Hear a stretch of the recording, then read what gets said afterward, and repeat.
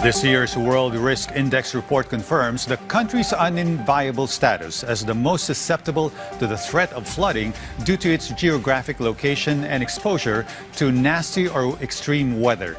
Hence, nature-based solutions are strongly urged while the government straightens out the budget-making process and roots out corruption in the bureaucracy. Our Mel Alismoras has more on today's House hearing on climate change, flood mitigation, and disaster response.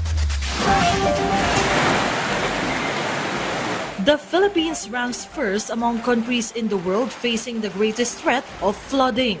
This is based on the World Risk Index 2025, which attributes the high risk to the country's significant geographic fragmentation and high exposure to weather-related extremes. According to Forest Foundation Philippines, during their appearance before the House of Representatives, this report proves the government must intensify its efforts to address climate change, especially in dealing with natural disasters. The focus of this report this year is on floods.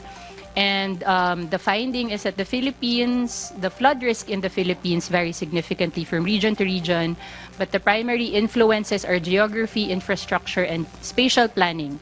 So the discussion today, I think, could not be more timely in terms of the urgency of looking for solutions to our issues related to climate change and floods. Some lawmakers also said this is why they are focusing on nature-based solutions or measures aimed at protecting and managing the environment. Ladies and gentlemen, over the years, we have all come to realize that climate change et al. Cannot be solved by massive infrastructure programs, such as dams to address water security, construction of seawalls to address rise in sea levels, among others. Rather, we need to take sustainable responses to these problems. Meanwhile, amid the onslaught of Typhoon Tino in the Philippines, several legislators also reminded authorities it is high time to eradicate corruption in flood control projects so the public can truly benefit from these initiatives.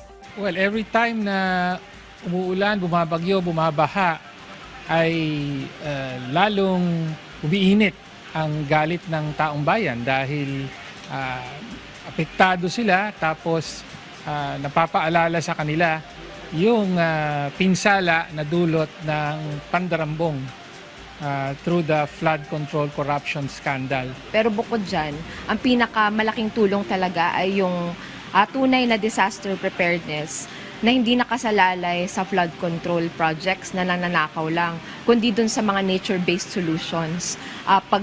Pagtatanggol at proteksyon ng ating kalikasan, pagtitiyak na ready ang ating mga communities pagdating sa disaster preparedness, yung climate mitigation measures natin.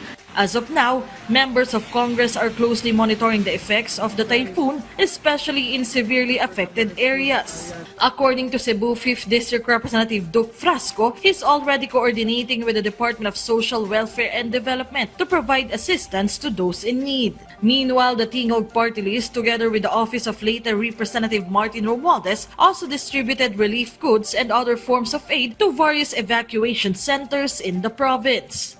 Mel Alismoras from the National TV Network for a new and better Philippines.